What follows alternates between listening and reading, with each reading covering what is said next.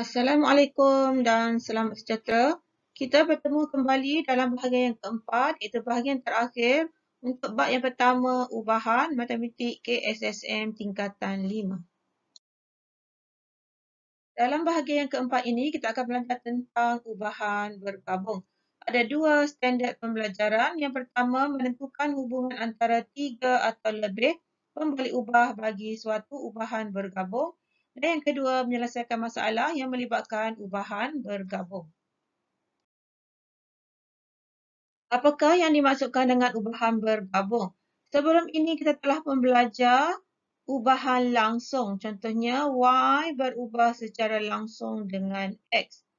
Manakala ubahan tercantum pula ialah ubahan langsung yang hubungannya melibatkan dua atau lebih pembalik ubah. Contohnya, Y berubah secara langsung dengan X kuasa 2 dan B. Ini ialah ubahan tercantum. Manakala ubahan songsang pula, contohnya Y berubah secara songsang dengan C. Bermaksud kita tulis 1/C. So, dalam kes hari ini ubahan bergabung, kita gabungkan kesemuanya iaitu yang melibatkan ubahan langsung, ubahan tercantum dan juga ubahan songsang. Jadi, bagi suatu ubahan bergabung, jika Y berubah secara langsung dengan X kuasa M dan secara songsang dengan Z kuasa N ditulis sebagai Y berubah secara langsung saja kita tulis di atas. X kuasa M salin semula, kemudian secara songsang. Bila songsang bermaksud di bawah, letakkan di bawah, salin Z kuasa N. Jadi ini merupakan satu contoh ubahan bergabung. Ini ialah dalam bentuk ubahan, hubungan ubahan. Untuk menukarkan kepada bentuk persamaan, kita gantikan tanda ubahan dengan tanda sama, kemudian letakkan pemala K dan lain salin semula. X kuasa M berkaitan dengan Z kuasa N. Jadi ini ialah dalam bentuk persamaan. Kita lihat contoh soalan melibatkan ubahan bergabung. Diberi bahawa Y berubah secara langsung dengan kuasa 2X. Kita tuliskan Y berubah secara langsung dengan kuasa 2X bermaksud X kuasa 2. Dan secara songsang. Secara songsang letakkan di bawah per punca kuasa 2Z. Punca kuasa 2Z. Okay, ini ialah dalam bentuk ubahan. Jika Y bersamaan dengan 8, apabila X bersamaan dengan 4 dan Z bersamaan dengan K, biasanya akan diberi satu pasangan. Ini tujuannya adalah untuk mencari nilai K. Jadi kita tukarkan dahulu ke dalam bentuk persamaan. Y bersamaan dengan K, X kuasa 2 perkan dengan punca kuasa 2Z. Jadi gunakan nilai yang diberi ketiga-tiga pembalik ubah yang terlibat iaitu Y, X dan Z untuk mencari nilai K. Jadi kita ganti masukkan Y sebagai 8. K, biarkan X gantikan dengan 4 kuasa 2 berdekatan dengan punca kuasa 2Z gantikan dengan 36. Jadi apabila diselesaikan akan dapat nilai K bersamaan dengan 3. Kemudian untuk mengungkapkan Y dalam sebutan X dan Z, kita ganti masukkan nilai K tadi ke dalam persamaan ini. Y bersamaan dengan K gantikan dengan 3, nilai yang telah dikira. Yang lain ikut sahaja. Jadi inilah dia hubungan Y dalam sebutan X dan juga Z. Ada beberapa contoh penyelesaian yang lain. Contohnya, ayat yang melibatkan Y berubah secara langsung dengan W. Bermaksud ini kita tuliskan Y berubah secara langsung dengan W.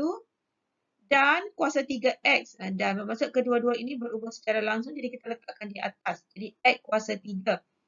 Dan secara songsang letakkan per punca kuasa 3Z. Okey, ini dia punca kuasa 3Z. Contoh yang berikutnya, Y berubah secara langsung dengan hasil darab W kuasa 2 dan punca kuasa 2X. Bermaksud kedua-dua ini ialah berubah secara langsung kita letakkan di atas. Dan secara songsang bermaksud letakkan di bawah dengan Z kuasa 3. Jadi inilah dia bentuk penulisan ubahan bergabung. Berikut merupakan contoh soalan yang melibatkan ubahan. Jadi biasanya soalan ubahan ini, pattern soalan, bentuk soalannya adalah sama. Yang pertama biasanya dia akan bagi maklumat dan kita akan bentukkan hubungan.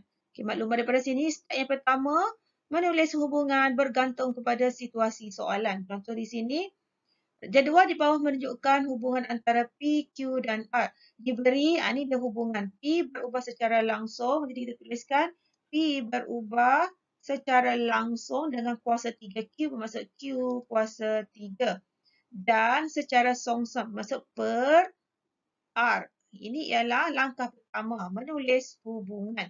Kemudian langkah yang kedua, langkahnya sama. Yang kedua ialah membentuk persamaan. Jadi daripada sini kita bentukkan persamaan. Gantikan tanda sama, letakkan pemala K. Yang lain ikut.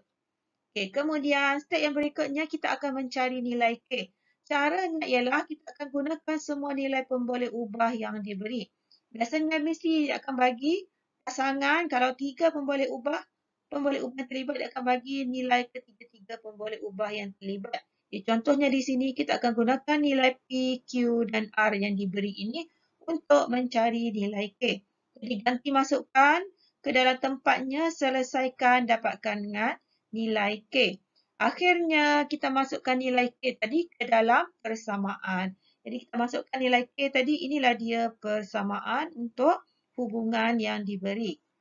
Langkah berikutnya, biasanya dia akan bagi soalan yang lain, soalan tambahan, hitung nilai X dan hitung nilai Y.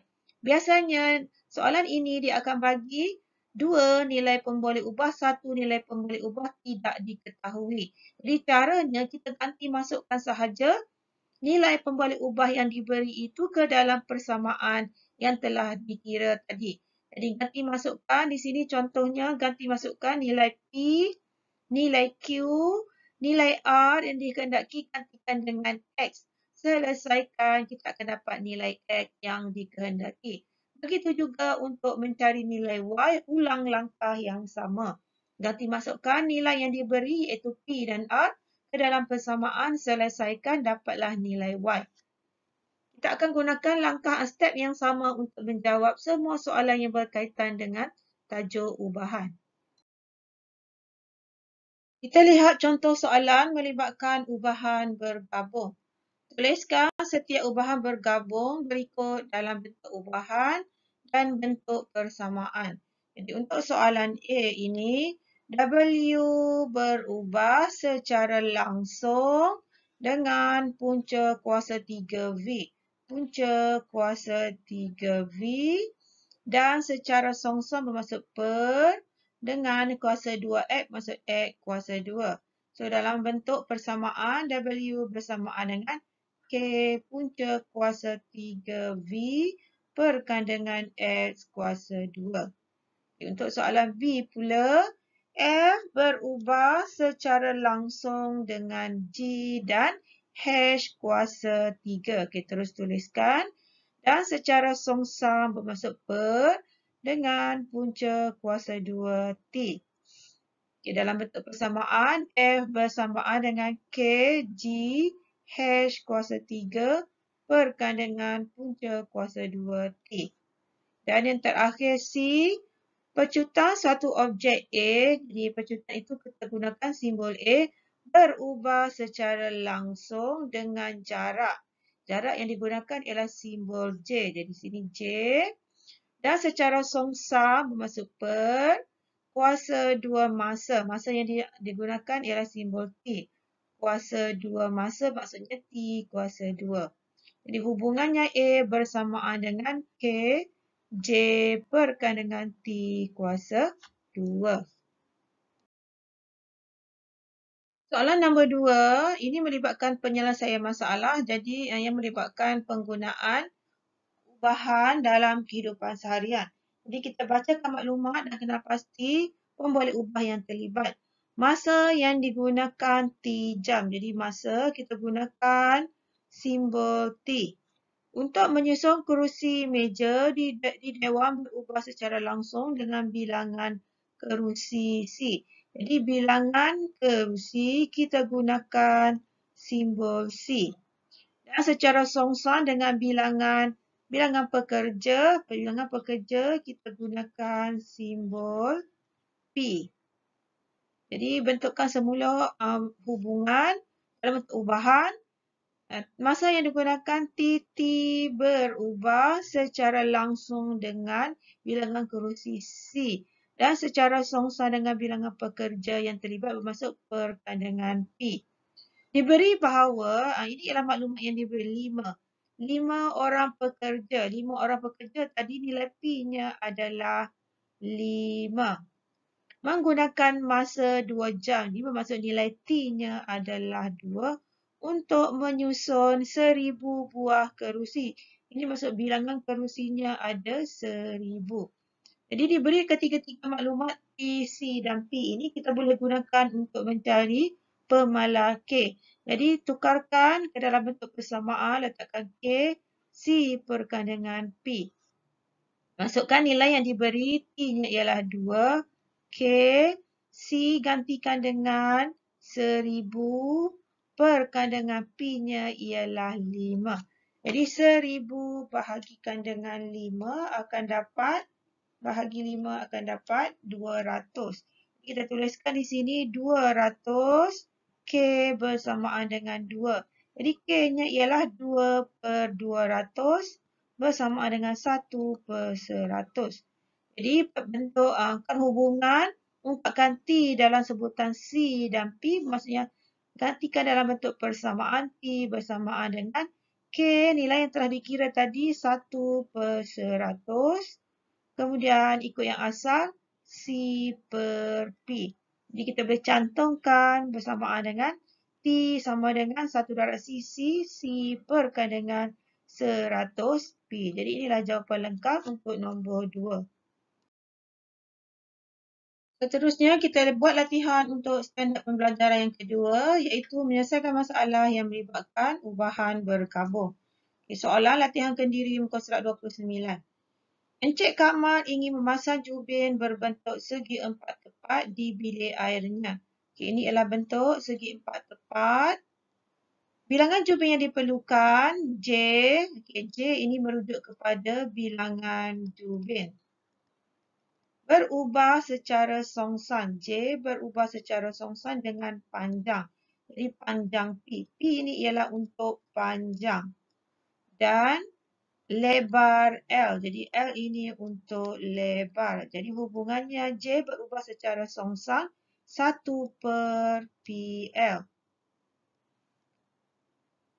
Encik Kamal memerlukan 120 keping jubin. Ini maksud nilai J yang diberi ialah 120 jika jubin berukuran panjang 0.4. Jadi nilai panjangnya ialah 0.4 dan lebar 0.5. Jadi L-nya 0.5. Jadi daripada maklumat yang diberi ketiga-tiga pemboleh ubah ini, kita boleh mencari nilai K. Jadi hubungannya J bersamaan dengan K perkan dengan PL. Jadi J-nya 120, K-nya perkan dengan P gantikan 0.4 didarabkan dengan 0.5. Jadi 120 dibahagikan dengan K perkan dengan tadi panjangnya 0.4, lebarnya 0.5 bermaksud keluasannya bersamaan dengan 0.2. Jadi keluasan di sini 0.2. K bersamaan dengan 120 didarabkan dengan 0.4. Akan dapat 48. 0.2 kebetulan di sini ya. 0.4 didarabkan dengan 0.5 akan dapat 0.2. Jadi 120 bersamaan dengan K perkan dengan 100 perkan dengan 0.2. Jadi nilai K-nya adalah bersamaan dengan K 120 didarabkan dengan 0.2. 120 didarabkan dengan 0.2 bersamaan dengan 24. Jadi hubungannya ialah J bersamaan dengan 24 perkan dengan PL. Jadi ini hubungannya. Jadi untuk soalan A, Hitung bilangan jubin yang diperlukan jika panjang. Okay, jadi kita perlu mencari J. Diberi maklumat P-nya ialah 0.2 dan lebarnya ialah 0.3. Jadi daripada hubungan J bersamaan dengan 24 per dengan PL, P kita ganti masukkan dengan 0.2 dan L-nya 0.3. Bermaksud jubin yang baru ini panjangnya 0.2, lebarnya 0.3, jadi luasnya bersamaan dengan 0.2 didarabkan dengan 0.3, luasnya adalah bersamaan dengan 0.06. Jadi seterusnya, jadi pada sini J bersamaan dengan 24 hasil darab, luasnya 0.06. Kita akan dapat 24 bahagi 0.06 bersamaan dengan 400. Jadi untuk jawapan A, nilainya ialah bersamaan dengan 400. Soalan B, jika luas jubin bertambah, apakah perubahan yang berlaku pada bilangan jubin? Jadi luas tadi yang pertama ialah 0.2, di mana J yang dikira bersamaan dengan 120. Manakala bagi keluasan yang kedua iaitu L bersamaan dengan 0.06, J yang diperlukan, bilangan jubin yang diperlukan yang kita telah kirakan bersamaan dengan 400. Jadi ini bermaksud jika luas jubin bertambah, maksud kalau berkurang bilangan jubinnya 400. Namun demikian jika luas jubin bertambah, nilai L bertambah, bermaksud nilai J-nya kalau tadi nilai J-nya 0.06, asalnya L, luas 0.2, jubin 120. Jika L berkurang, J pula bertambah. Jadi untuk kes di mana L bertambah, luas jubin bertambah, bermaksud bilangan jubinnya adalah berkurang. Jadi bilangan jubin jawapannya berkurang. Jadi inilah jawapan lengkap untuk soalan nombor 1. Bahagian terakhir ini kita akan buat latihan melibatkan semua bahagian yang telah dipelajari sebelum ini. Gabungan semua konsep yang telah dipelajari, murid-murid perlu membuat latihan ekstensif. Dari buku tab muka surat 32. Okay, soalan nombor 1, tulis hubungan ubahan bagi setiap yang berikut. W berkadaran langsung. Ini ayat lain, berubah secara langsung ataupun berkadaran langsung bermaksud yang sama. Berubah secara langsung dengan kuasa 3X, maksud X kuasa 3. Jadi tulis hubungan ini sahaja. B, A berubah secara langsung. Ini bermaksud berkadaran langsung, maksud yang sama. Berubah secara langsung dengan B dan secara songsam, maksudnya per kuasa 3 C, maksud C kuasa 3. Soalan C pula, P berubah secara langsung dengan Q dan punca kuasa 2R. Maksud kedua-duanya adalah berubah secara langsung. Jadi kita tuliskan di sini punca kuasa 2R. Dan soalan D, jarak yang dilalui S. Okey, jarak kita gunakan simbol S. Jadi S oleh sebuah basikal berubah secara langsung, simbol ubahan dengan pecutannya. Pecutan kita gunakan simbol A. Dan kuasa 2 yang diambil T. Jadi kedua-duanya berubah secara langsung. Jadi kita terus tuliskan T kuasa 2. Jadi inilah jawapan untuk soalan nombor 1.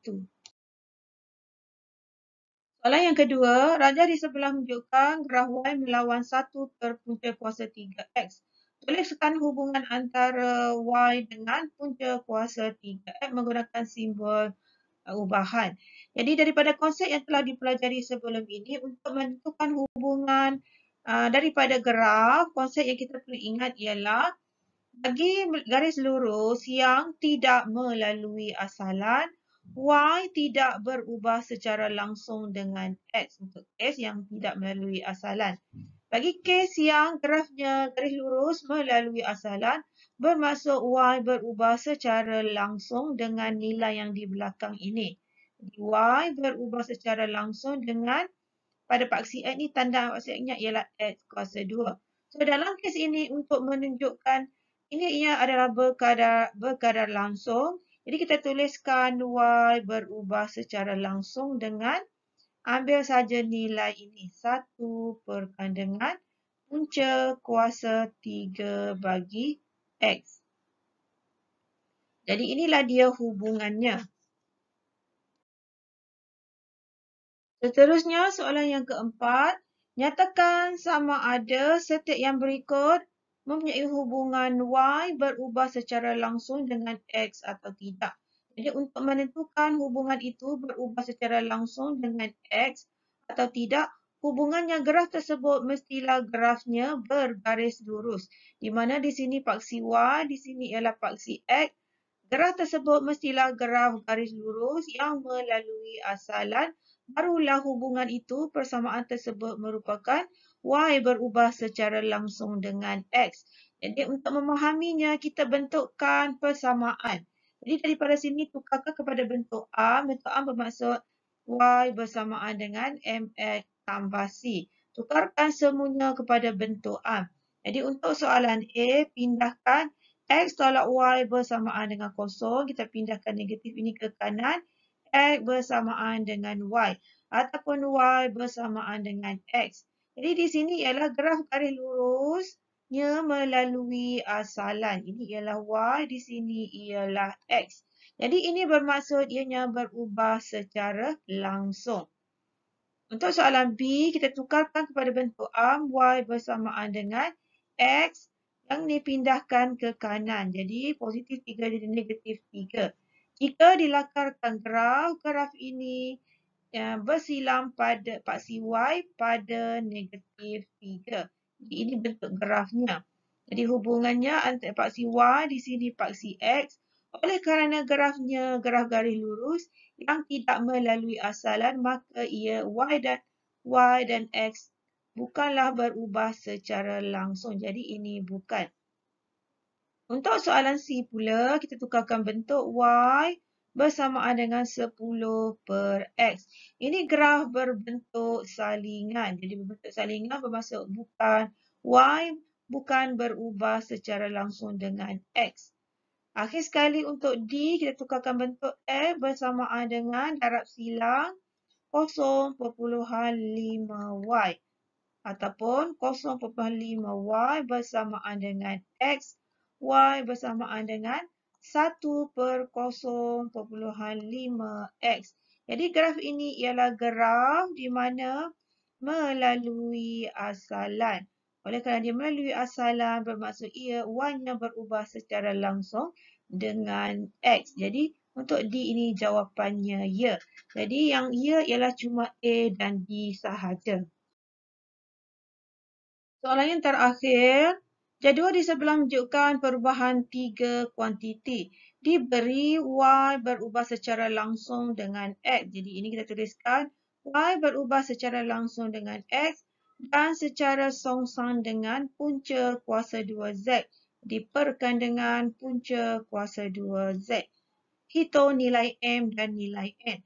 Jadi kita tukarkan kepada bentuk persamaan.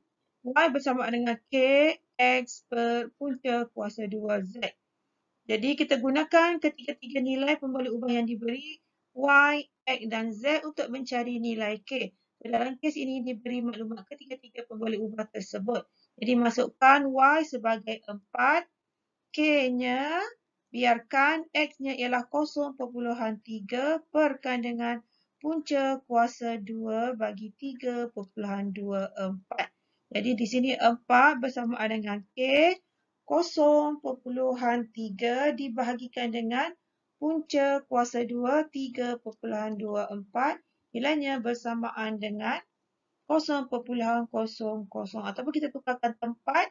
Darabkan silang di sini. 4 didarabkan dengan punca kuasa 2 bagi 3.24. Bersamaan dengan K darab 0.3. Ataupun 0.3K bersamaan dengan 4 darabkan dengan punca kuasa 2 bagi 3.24. Jadi K bersamaan dengan 4 didarabkan dengan punca kuasa 2 bagi 3.24 dibagikan dengan 0.3. Jadi kita carikan nilainya 4 didarabkan dengan punca kuasa 2 bagi 3.24 kemudian bahagikan dengan 0.3 kita akan dapat 24. Jadi hubungannya ialah Y bersamaan dengan 24 X berkaitan dengan punca kuasa 2Z. Dan seterusnya barulah kita kirakan hitung nilai M. Jadi untuk menghitung nilai M, masukkan nilai X dan Z ke dalam persamaan.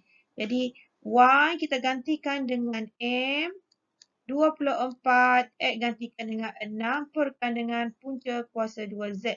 Z gantikan dengan 225. Jadi darabkan semuanya. Kita akan dapat M bersamaan dengan 24 didarabkan dengan 6. 24 darabkan dengan 6.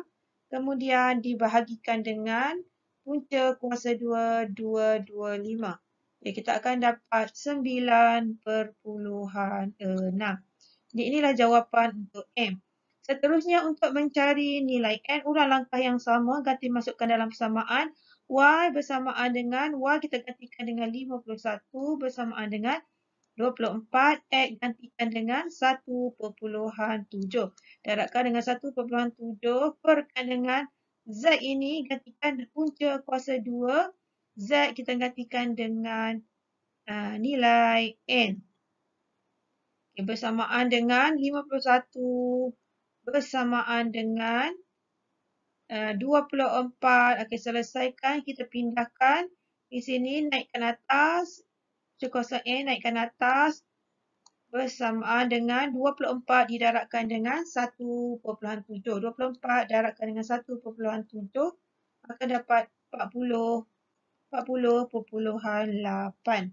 Jadi di sini punca kuasa 2N bersamaan dengan 40,8 dibahagikan dengan 51. Bahagi 51 bersamaan dengan 0,8. Jadi N sahaja ialah 0,8 dikuasakan dengan 2. Kuasa 2 bersamaan dengan 0,64. Jadi di sini N-nya ialah 0,64. Jadi inilah jawapan untuk N dan tadi nilai M. Alhamdulillah selesai video bahagian yang keempat untuk bab yang pertama.